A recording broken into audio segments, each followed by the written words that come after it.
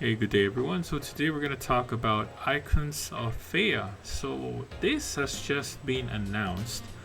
So don't expect that this game will come out anytime soon. So their target for the actual test for the game is Q3 2022. So this is just giving you a quick information and overview of an upcoming game that seems to be very interesting for me. I like the concept, but hopefully they manage to make it happen. So it's gonna be a while, so we'll see how they perform. So what we're gonna do right now is just go through the updates on their website and go through their white paper and see what the game is all about. So they already have this teaser trailer, which I'm not going to show here. You can just view it on YouTube, it's already available, or you can just visit their website and look at the trailer. So the game is going to be a tactics turn-based game. So this is very interesting. Again, it reminds me of Wrath of Tesca. This is from the makers of Draftbuff. So if you're wondering what that is, so I took a look at it and they're actually available in the Google Play Store. So they have an existing game called Fantasy Esports, and I think they've highlighted it in their white paper, which we can also view here. So they mentioned that they have over 150,000 users with a very high rating, which is correct. I mean, if you look at it, they have a pretty high rating, which is 4.5%. I mean 4.5 out of 5, which is pretty great, and they have 150,000 people playing it, which is cool. So at least we know that, you know, they have an existing company. They are legitly existing. And another thing is that they have their LinkedIn available, so you can actually view them here. So we have Dylan Senna, who is the CEO, founder of Theia Studios. So this is his LinkedIn. You can view it and look into the information that he has there. And the other co-founders are also available. You can view them as well. So yeah, do a bit of research on your end. And they also mentioned that they are partnered with Hashed. I did look at Hash, but I can't find their company mentioned in their portfolio. So maybe they're still new, so they're not yet there yet. So maybe moving forward, they'll be included. So I'll keep an eye out for that one. Then they also have Sam Lee, who is a former VP of NBA, and he is an investor for this particular game. So now let's go back to the website and look into the additional information that they have. So may the best tactician win. So this is a quick look on what their game will look like when you're gonna play it. So it's gonna be a hex based game. Kind of reminds me of Sid Meier's Civilization. I love Civilization. It's a hex based game, and this is what it looks like for me. So you will have your heroes placed in this location, then you can do your turn based game. When I read the white paper, they mentioned like you're gonna have like 5 heroes you're gonna play here. So you're gonna have a tower here at the end and another tower here at the end, which you will try to break, and whoever breaks the enemy's base wins. So that's the logic that they have here. So meet the icons. So they have a pretty cool design here. I like it. So they have a fighter here, they have a controller, they have an assassin, I think there's one more, and they have a tank. So pretty straightforward. You look at it, okay, you know, you're a tank, that's your job. Then you have a fighter, you know what your job is. Then you have a controller, I don't know what a controller is, I would assume that's a mage then. Then you have an assassin, so you know what your job is. So you have different factions that you can choose from. So I think they have a very big concept on guild and faction. So this is going to contribute a lot to the game as well. So they have 7 different factions here, so I'm not going to go through everything, but you can view them if you want to check the lore and look into them one by one. Then the road ahead, so you can see that there's 52 days and 7 hours for the pre-sale countdown, so that's a long ways to go. So that's going to be probably in February 2022. So they have a quick number of FAQs here. So the good question here is that, is this going to be free to play? So they say it's yes. So I'm curious how they're going to implement the free to play aspect here, because, you know, of course, at the end of the day, if you have a free account, then you can earn, then wouldn't that affect the economy? So we'll see how they're going to plan to make that happen. So platform, they're looking into PC and Mac as a standalone client. Then mobile versions will be later on. So they're going to look into that later, when they will be released. So again, as I mentioned, it's already targeting at Q3 2022, but that's just testing. So we don't know when, probably Q4, depending on how well the testing goes.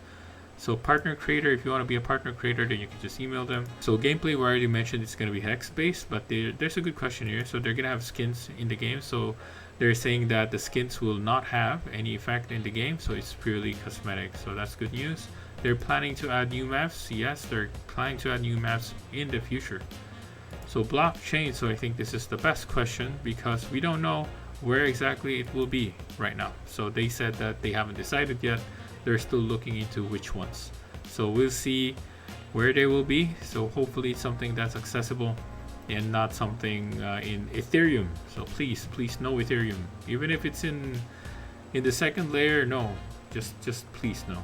Alright, so will there be a token public sale? So there will be no public token sale, alright? So just take note of that. And so if you see someone selling tokens, then yeah, that's a scam, alright? So don't get scammed. Alright, so let's go to the white paper. We're gonna go through a bit in terms of gameplay because lore is something that you can read. We're not gonna cover the lore here at the moment because it's gonna take too long. So gameplay, as I've mentioned, is going to be hex based. So they already mentioned here a quick view on what the games will be. So as I've mentioned earlier, there's going to be 5 characters per team. Then you have certain locations that you can put them here. Then you will have a turn order depending on the speed of your character and the enemy's character. Then probably that's where you can gauge who will be attacking first or who will be moving first. Then the goal again is to destroy the enemy tower. There will be a certain amount of HP for each tower. Then whoever destroys it first wins the game. So they will have different character archetypes. So we've already seen earlier today that we have a tank, we have an assassin, we have a mage or controller, then we also have a fighter. So different types of characters, and most likely they will have different skills as well that you can use in the game. So kind of like the logic of League of Legends or Dota merged into Civilization, and you turn them into like Final Fantasy tactics. So they also mentioned here that there's going to be resource constraints that the player will need to manage to decide when to use. So I'm not exactly sure what that is and how it will affect the game. Then they'll also have several objectives which are present to challenge players. So completing objectives gives buffs. So I guess in a way, if you're playing League of Legends, right, there will be like dragon buffs there that you need to kill to give all of your team like additional buffs, right? So I would assume that's the same logic they're trying to implement here. So certain areas of the board are invisible to the enemy, so these allow sneak attacks. So they will have Fog of War. I would say that's Fog of War. So that's pretty cool. Then again, so what I mentioned earlier, guild and faction wars is going to be pretty big for this game. So having guilds will actually give you XP boost, better odds of rolling special cosmetics. It will also provide you a leadership structure and treasury to manage the guild. Then you can charge members dues, so they need to pay out, so you can use that money to help upgrade your guilds. Then I guess help participate in faction wars. Now the cool thing about here is that the faction war will start at a specific map. Then this is, again, I think this is a hex based map similar to what we've seen earlier. Then they will have 3 factions or three groups here that will fight for a single map, and for 2 months that's what they're gonna do.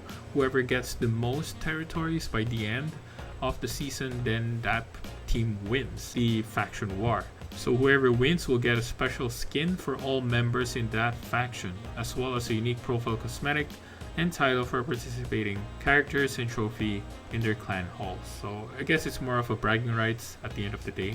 They will also have guild leaderboards. There will be also prizes for the best guilds in that particular leaderboard, so which is pretty cool. So I like the concept that they're planning to do here, and I think it has a lot of impact for the players as well. So definitely it's something you would want to get into when you're going to play the game. Now here they also mentioned non-fungible tokens. They have 4. They have icons, skins, sigils, and forges. So icons basically are the heroes in the game. So skins, as I mentioned earlier, are cosmetics in the game, which has no impact to how your character performs. It's just mainly for looks. Then sigils, so this is going to be like the runes in League of Legends. Then you have to upgrade them and make them better. So you will have inscriptions, enchants, and embeds. So inscriptions are basically tattoos on the skins of your characters. I think that's pretty much it. In terms of enchant, so you will have 3 enchant slots, and each slot has a level and list of enchants unlocked on that slot. There will be 5 levels and 5 unlockable enchants per slot. So maximum 15 enchants, and depending on the level, then it can have drastic impacts into the game. So you just need to make sure that you can do your best to level that up, and it will be good, because again at the end of the day, it's like runes in League of Legends, right? So the more runes you have, the better performance your character can do. So embed here is like a passive bonus that you can get, so you can earn more essence tokens, you can have better chance drops, and so on and so forth. So that's the difference between embed and sigil, and enchant. So enchant is for your character in order for them to perform better, which is like runes in League of Legends. Then embed is more for loots, like additional bonuses that you can get on your loots at the end of the match. Then lastly, we have Sigil Forges. So this is where you can create your sigils. So the more you forge, the more points you get, then the better your forge will perform. So they mentioned here, like it will increase your forge expertise, it will decrease the time, it will decrease the cost, which is great. So the more you forge, the better your forge will be. So next would be the fungible tokens. Mainly these are the tokens for the game. So you have the essence of Theia and the crystals of Theia. So essence of Theia will be the in-game token, meaning that you can only earn this in the game itself. So some ways to earn EOTs by playing the game, account leveling, and guild and faction wars. Then some way to spend EOTs is to purchase icon NFTs, purchase Sigil Forge NFTs, create sigils, and unlocking and upgrading sigil enchants. Then they will have what they call as the essence capture rate. So again, why does this sound so familiar? Because this is how Splinterlands implemented their DEC capture rate. Mainly you can only spam it to a certain extent so people don't abuse it. So let's say in Splinterlands, if you play games, you will reach to a certain level where the capture rate is so low that it doesn't make any sense for you to play anymore. So you'll have to wait for that to refill itself, and once it's refilled enough, then you can start playing again. So it's in a way, it controls the behavior of the player, and they don't end up abusing the game and trying to just spam and earn as much essence as they could, and it could destroy the economy of the game. Now for crystal token, so this will be give or take the governance token for the game, and total supply would be 300 million. So you can earn this token by completing quests, leveling your players, playing games with your crystal ticket sigil embed, I don't know what that is, participating in your create to earn program. So this is more for people who want to create content, maybe in YouTube, or maybe you create artwork and so on. So that's one way to earn. Then of course, guild faction wars and tournaments. The utility for SEOT is for embedding sigils, upgrading sigils, and staking and participating in governance. So they will have also their private sale and so on and so forth. So you can look into that. I'm not going to go through this one anymore. Other items, so they will have chest, XP boosts, and shards. And shards will be collected to create chests, and chests will give you NFTs, fungible tokens, and other items, so depending on your luck. So there will be 3 types of chests. There'll be rare, epic, and legendary. So lastly, we're going to look into the roadmap. So roadmap, they will have 4 phases. So phase 1 will be the game ideation, token sale, and pre-sale. Phase 2 will be alpha, open beta, public launch. Phase 3 will be faction wars and create to earn. Then phase 4 is the governance and game expansion. So phase 1, what will happen in phase 1? So Q3 2021, this is where they conceptualized the game. Then Q4, they created the art for the game. Then the prototype on Q1 2022, so they're going to work on that. Then governance token private sale, which will be Q1 2022. Oh, so they're going to have token sale. I thought they mentioned that they're not going to do that. So this is a bit conflicting or confusing. So I don't know which one's real right now. So I would assume the white paper would be the correct basis of information. So they're going to have a private sale. Then NFT pre-sale with in-house marketplace. Alright, that's great. So they're going to have it in Q1 2022 as well. Then for phase 2, they're going to have the closed alpha game launch, which is Q2 2022. And beta, which will be in Q3 2022. And wow, okay, so public launch will be Q4 2022, so an entire year. So it's still a long way to go. So really early in getting an overview for this game.